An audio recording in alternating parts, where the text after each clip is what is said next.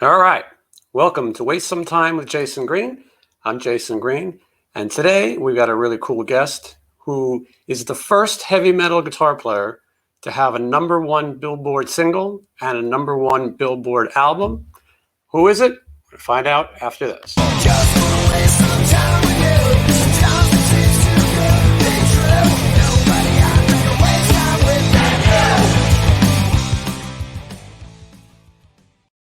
Now, of course, if you're watching this, you clicked on his name and you already know who the answer.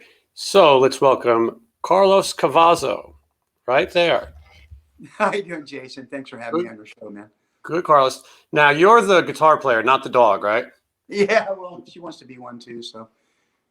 In training then. Okay, cool. Yeah. Well, so Carlos, I was saying, you have such a long career, but we'll try to concentrate on some of those core early years of your career.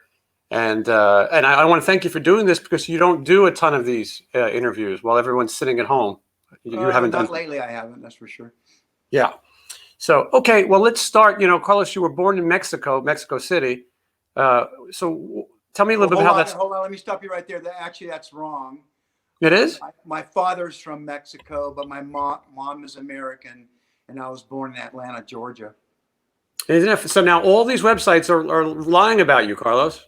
Yeah, we tried to correct it. Actually, me and my wife Vicky tried to correct that, but it didn't go through. I think it's on Google or whatever. Yeah, Wikipedia says you're born in Mexico City. So Yeah. So okay, well we're gonna have to write a strongly worded letter to folks at Wikipedia. Okay, so you're born in Atlanta, Georgia. So correct. How old were you when you started playing guitar? I was about 9 years old.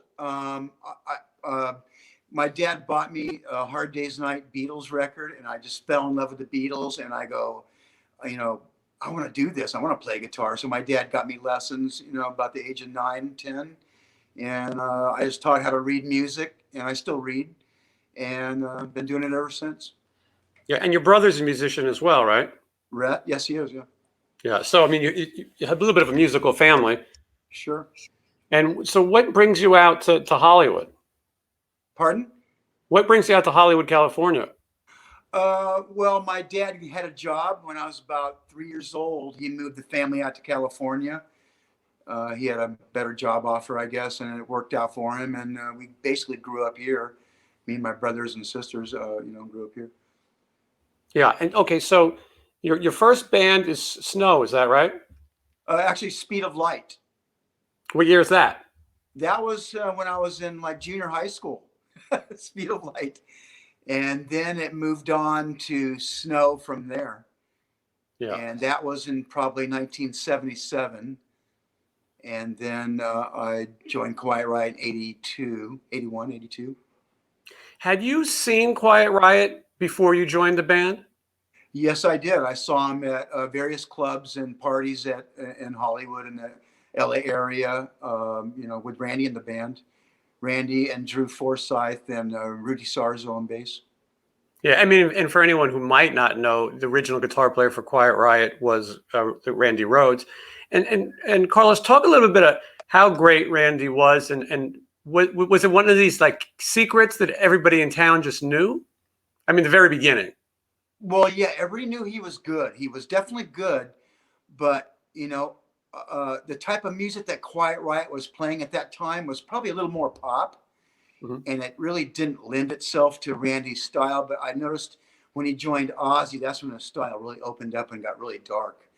And I think that sort of sound was better for him at that time. Did you know him at all?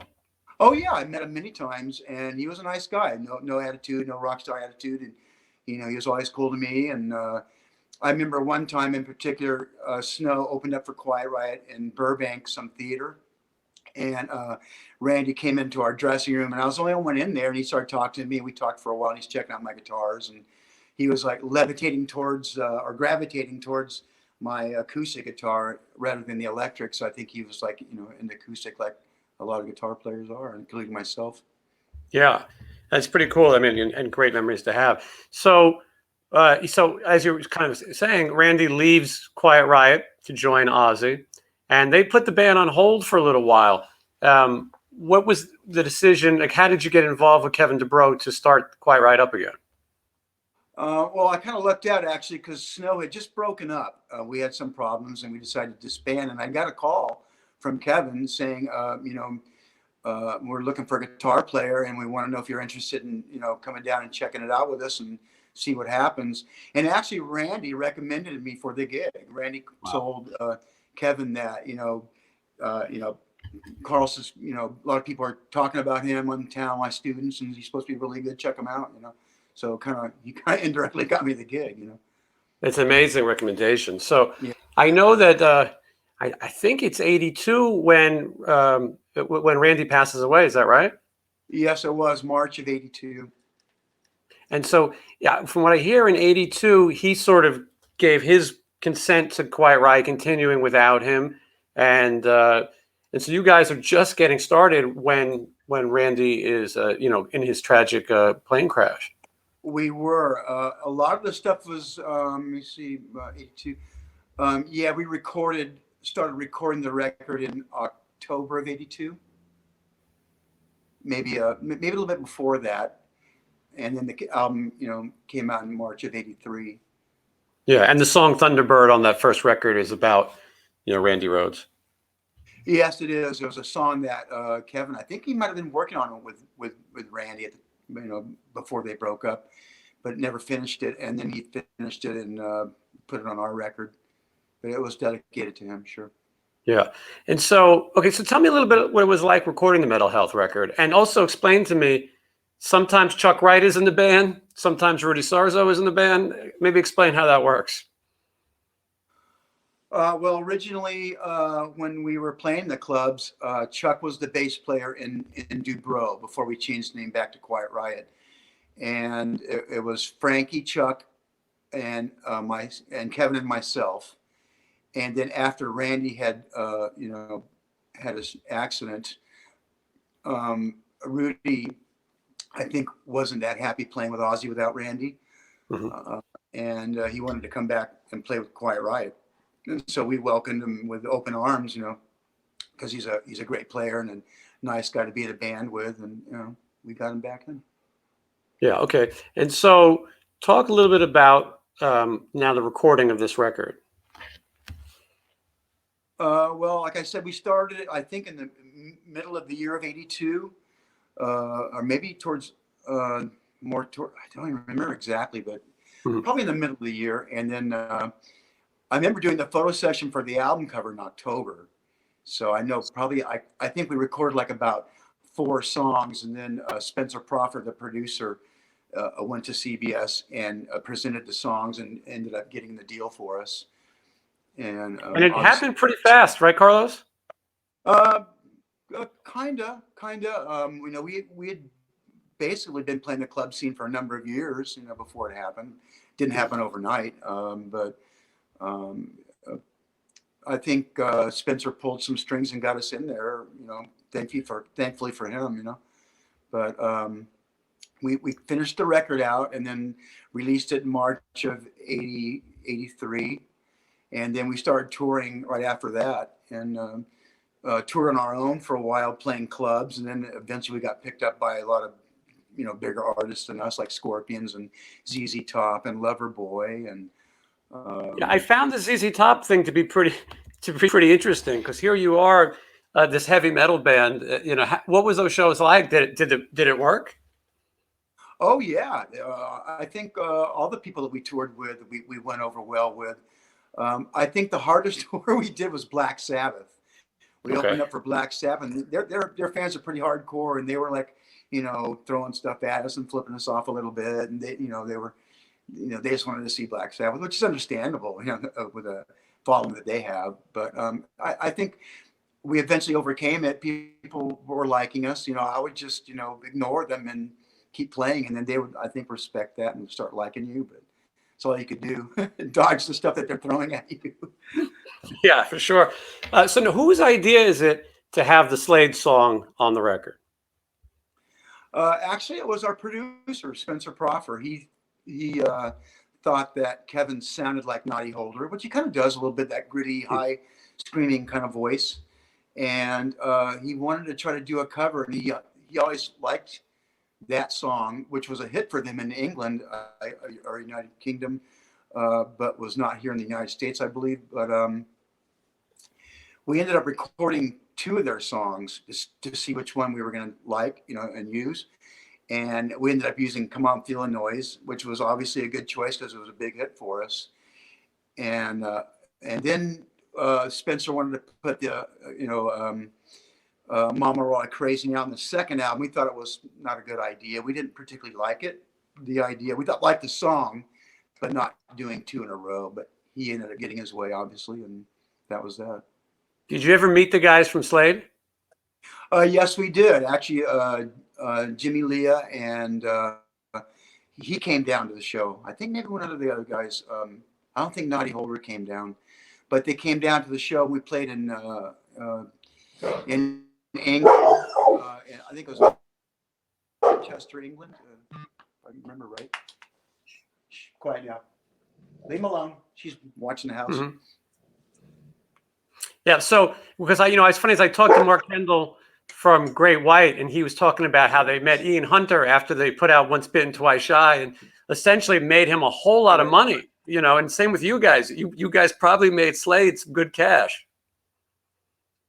Oh, we definitely did, because they owned the publishing of that song. So it, definitely opened up a whole other, avenue of money for them. Was there any resentment amongst you guys that, here it is, 2 of your giant hit singles are written by somebody else? No, I mean, I never even thought about it. It doesn't matter what the hit is, as long as it's a hit that carries the record.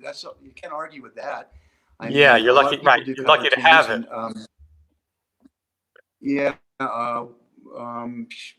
I can't remember what this hit on the second album was. It even that song? I forget now. It's been so long. But definitely the Mental Health and Come On Feel the Noise were the hits on the Bang Your Head album. Yeah, we're looking at some old pictures here. I know you're a big car guy. Mm-hmm. This is not your car, is it? No, that's Kevin's car. Okay. Yeah, I can see that. Yeah.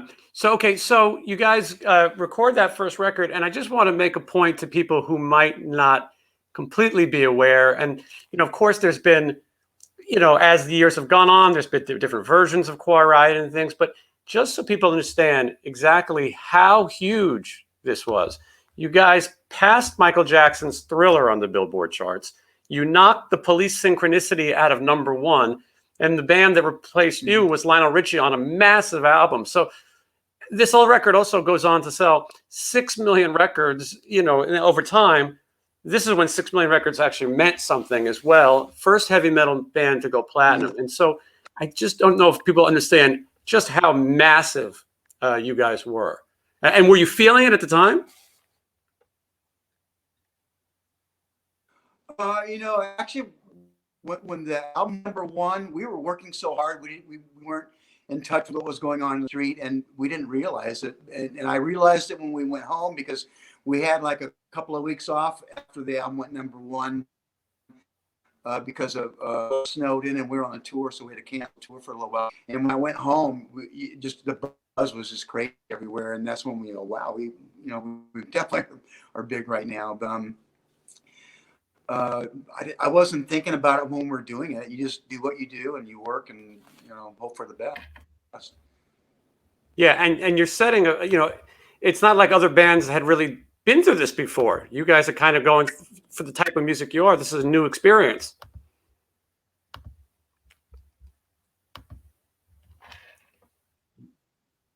It sure was. Yeah, we had never toured nationally before, or worldwide, or anything like that. We were like babies, basically, and we had to learn how to grow with it. And it was definitely a learning curve, to make all that work. Unfortunately, it didn't last as long as I would hoped.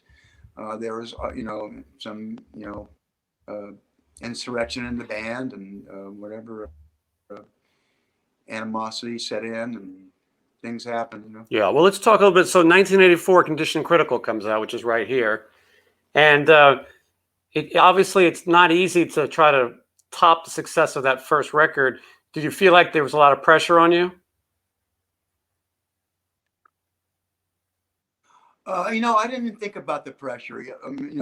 What was the problem was the record company trying to tell us things of what to play and what to do when they should have almost just left us alone and let us play what we want to play. And that probably would have been better because that's what we did on the first record. That was the same stuff we were playing in the clubs. Mm-hmm. But then, when the success happens, all these guys want to, why don't you guys do this? Why don't you guys do that? We want to get more radio play. We want you to, that's too much guitar playing on that song, mellow out, and it was a little ridiculous at times. Yeah. Okay. Well, so one of the things that I noticed, Carlos, as the albums are starting to come out, in the beginning, the songs are mostly written by you and Kevin, and then as it gets later, you start to see some joint songwriting, sort of amongst the four guys. Was there some kind of thing where maybe jealousy or something, people wanted their involvement? A little bit that, yeah. Basically the songwriters in Quiet Riot were Kevin and myself. We wrote like 90% of the material basically.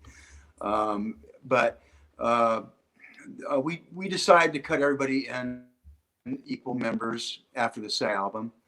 And although those other guys did write, but a lot of times their songs didn't make the record, They pitched in though. Even though me or Kevin would write the song, it does take the other guys to make it come together, because what you bring in is just like a skeleton, and it takes all the band members to make it into a living thing, and put them on the bones basically. So, they kind of deserve it, a percentage of the song. Yeah. Okay. And then we're jumping ahead here. QR3, this is 1986. So you're putting out a record every 2 years. But this is also going to be the last record of that core lineup.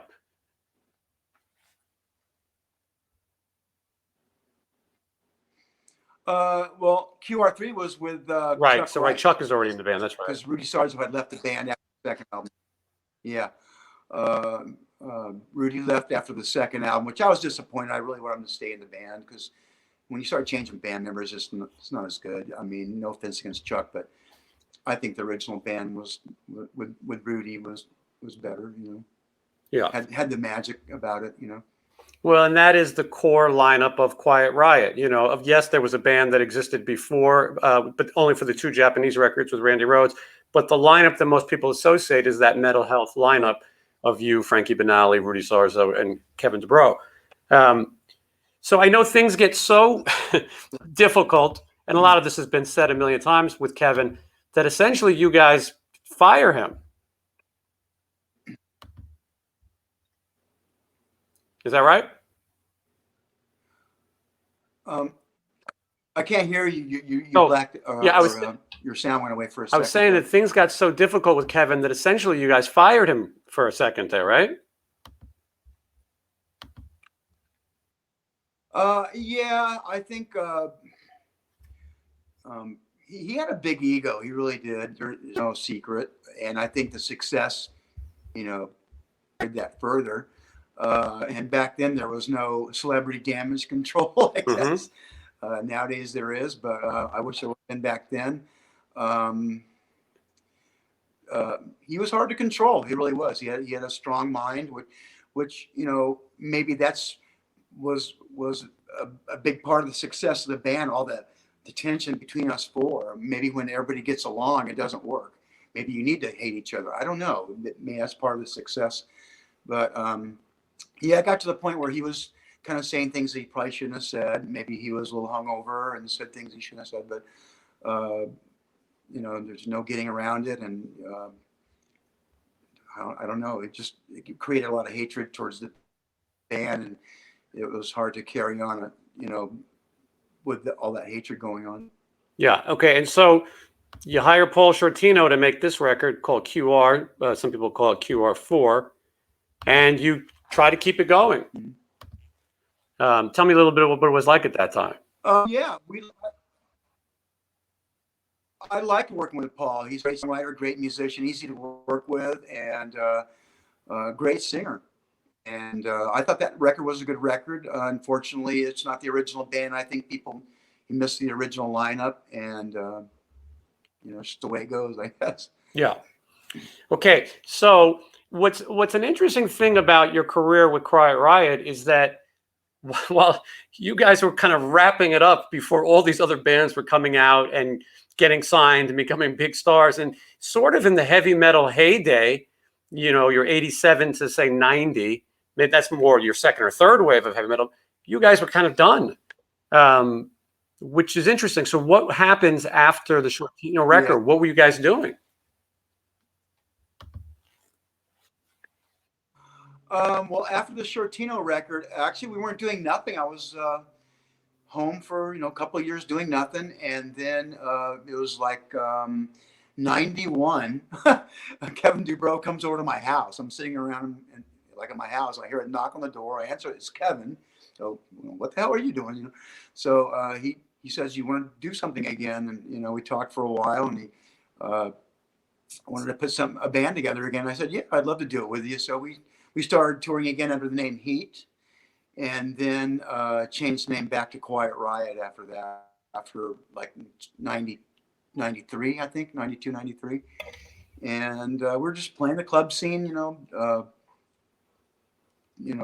doing shows every once in a while. That's about it, really. No big spectacular concerts or tours or nothing like that, just playing clubs. Yeah, but this is also bringing you guys back together. Tell me the story about. Tell me the story about Marilyn Manson. There's this legendary story that Marilyn Manson got you guys to play a private party. Is that true? Well, yeah, actually, where we left off, my story leads up to that.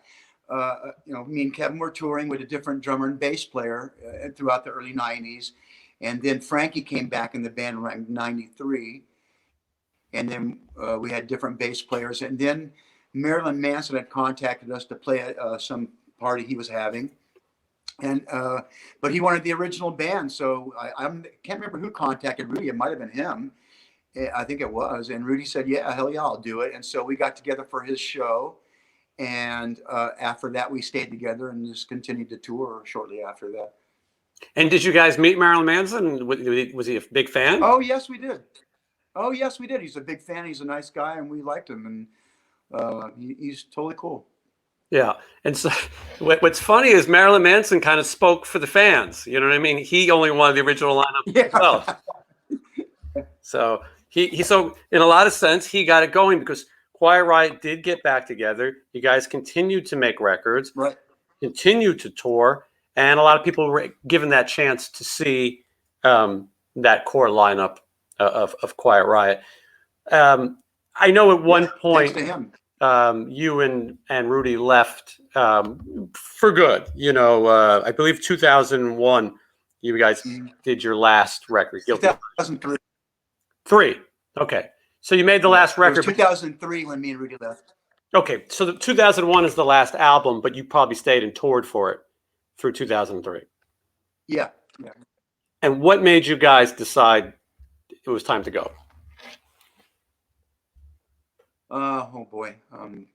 Well, actually, we're on tour, and we're going to do a big festival, and all the bands that were on the festival were on the same plane as us, and we're all talking to them. Yeah, it's going to be a great show, and looking forward to doing it with you guys. And then Kevin didn't show up. He didn't make his flight or whatever. He didn't want to do it anymore, but he didn't tell us because we would have never got on the flight if he would have told us. So we fly all the way across, and didn't do the show. Fly all the way back home the next morning, and after all that, me and Rudy said, I think he did it like twice to us, and after that, we said, this is the second time we can't do this no more. He's not to be trusted, and we just don't want to do it anymore. So we both quit, and that was it. Yeah. Okay. And that's understandable. And so they continued with various lineups. It's not too much long after, a few years down the road, that you end up joining Ratt for the first time. Mm-hmm. And so I know that Warren DeMartini sort of invited you to come do that, right?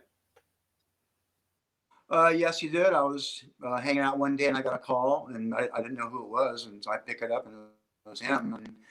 And he told me they're interested in maybe using me for guitar. I said, yeah, I'll come down check it out. And we played together for a while. And we liked it, and it just worked out. And we ended up doing a record and toured a lot. Yeah. You know, I wish it would have lasted longer as it did, but you know, all good parties come to an end, I guess. Well, you really were the perfect fit for that band. You know, first of all, they were putting in someone who had a big name, who was part of that scene, could play on their own. And really, you know, I think a lot of people didn't realize how much Robin Crosby played as well. And to have you and Warren trading these solos and things was, I think fans really enjoyed it. So I think they did too. Yeah, they did. Yeah, Robin was a big part of that band. He wrote a lot of the material, and I knew him before I knew anybody else in the band. I used to hang out with him, and we'd go clubbing together. And right before they got signed and I got signed, and then we kind of went our separate ways because we got busy with our careers, and unfortunately he had passed away. But yeah, I knew him before I knew the other guys. Yeah. And, you know, Carlos, as you already know, you've been involved with some dysfunctional bands, Rat being one of the more dysfunctional. So what, Yeah, right. in my opinion, they might be one of the most, but Yeah. So they go through all kinds of legal things. Different members do different things. They decide to continue without Warren DeMartini, and you make the decision not to continue without him.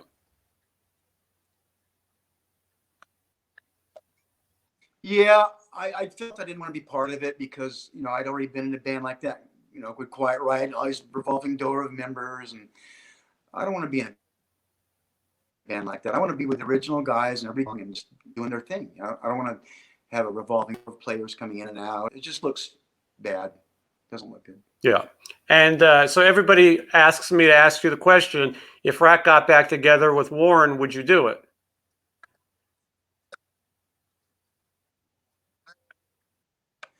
I'd love to. I really would. I hope they do ask me, and hope we can work out the, you know, all the details of it. And so yeah, so if they got it back, you would be open. I liked playing with those guys. You know, I want to go back right before you joined Rat. I would. Is when 2007, I believe, is when Kevin DuBrow passed away. First of all, when was the last time you actually had spoken to Kevin?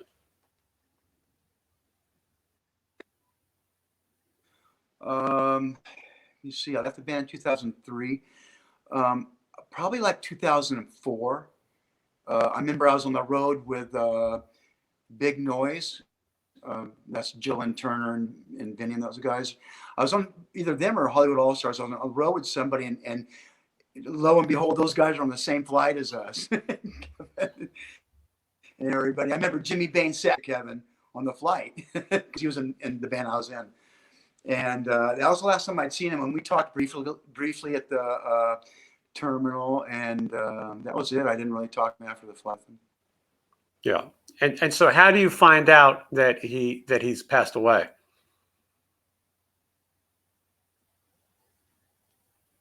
I got a phone call in the morning.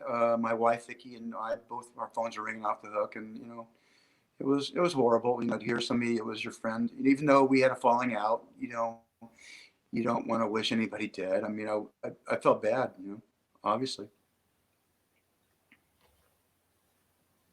Yeah. Okay.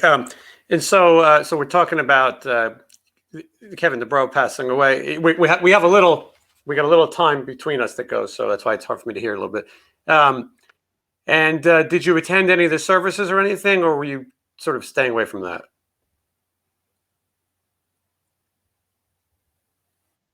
I did go to Kevin's services.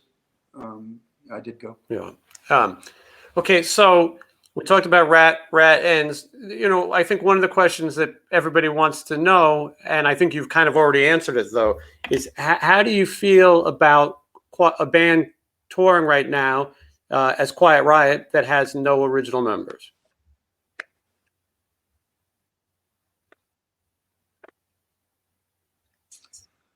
Stupid. Like, why? Say it again, Carlos. This, in my opinion, you know, kind of, I think it's stupid for somebody to do that, really. I mean, it doesn't make sense to me. But whatever. It's funny, Carlos. I ask you the big question, and you freeze. So there was no chance of you. I froze. There was no chance of you getting back to into the band with Frankie. That was not something you wanted to do.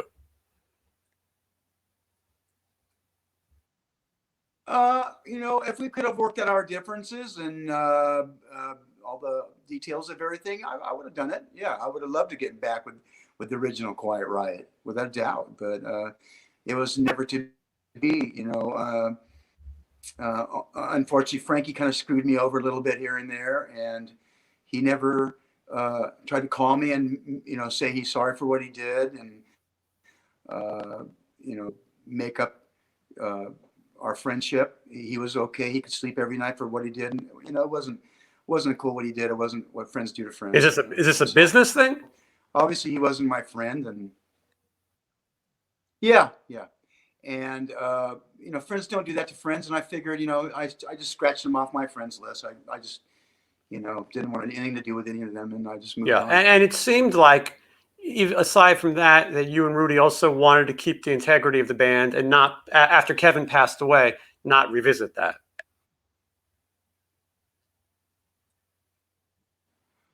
Pardon? I was saying that after Kevin passed away, it seems like you and Rudy did not want to revisit Quiet Riot without him. Yeah, I couldn't see it doing without him myself. I mean, his vocal was so identifiable with the Quiet Riot sound, and to have somebody else singing it just, didn't make sense to me. I would only do it with the original band, Yeah. So, okay, Carlos, so let's talk a little bit about what you've been doing lately. Obviously, we're all staying home, but you were doing the band Rough Riot, right? And I believe you'll do that when things pick up again. Tell me who's in the band. Well, Rough Riot, the last time we did shows was Greg D'Angelo on drums, Sean McNabb on bass, and myself on guitar, and Paul Shortino on vocals. And we still might be a band right now. We've been on hold for like the last year and a half, or I don't know how long. All I've been doing is painting rooms and mowing my lawn and doing stuff like that, taking out the garbage every day. I've been recording and writing songs as well, working with different people, not performing live or nothing like that. But there's a few people I know that are looking for songs for their records, and I've been, hopefully, they'll use some of my stuff. Who knows? Yeah, and so, and then I want to point out your wife's got a website. I'm wearing the Carlos Cavazo Bang Your Head T-shirt right now. I got it. I'm modeling it. Lovely. And so tell us where people can buy that, and I'll put the link down below, though. They can get that shirt at bangerhead.us. She runs a business and has shirts and photos and all kinds of stuff, and guitar picks and pins and other types of clothing, and not related to me or music, but she does a lot of stuff. Yeah, and Carlos, one of the things that I respect about you the most is you're a very private person. You're not on social media. You're not commenting on everything that happens. You've always sort of lived your life, and that's to be there's not many people like that. Well, there's enough people out there shooting off their mouth too. I try not to be very political, and I just want to have fun in life, and not get people hating you. It's not a good thing. What I love about you is that you've played with these larger than life characters, who are the opposite of what you live by. Some of the guys in Rat, some of the guys in Quiet Riot. You're right. And it's amazing that I don't get that either. Maybe that's where you learned, I'm going to stay out of this. Somehow I survived. Yeah. Well, you let the music survive. Yeah. I'm kind of immune to their crap. I'm kind of immune to their crap because, I'm in the band. They have to, deal with me and stuff. Yeah. You've always sort of let the music do the talking, as they say. Yeah, I hope so. Yeah. I'd rather do that. Yeah. Well, Carlos, I'm glad that you could join us. And I know that, people have, I'm sure there's a million more questions that people want to know about. But I'm glad that you talked a little bit about the past and then also the future, because there will be music at some point. Yeah, I hope it happens again for either with some band, either with Rat again or Big Noise or something. I'm sorry, or Rough Riot. But the thought of touring right now just kind of doesn't sit well with to have to fly in an airplane and city to city wearing a mask everywhere you go, through the hotels, to the dinner, going to get something to eat and traveling. It just seems like a nightmare to me. I don't know. Yeah. I don't know if I could do that. I'd almost rather stay home Yeah, I can understand that. So, and until it's all over for good. yeah. Okay, Carlos. Well, I appreciate you joining me, and I look forward to seeing you again somewhere down the road.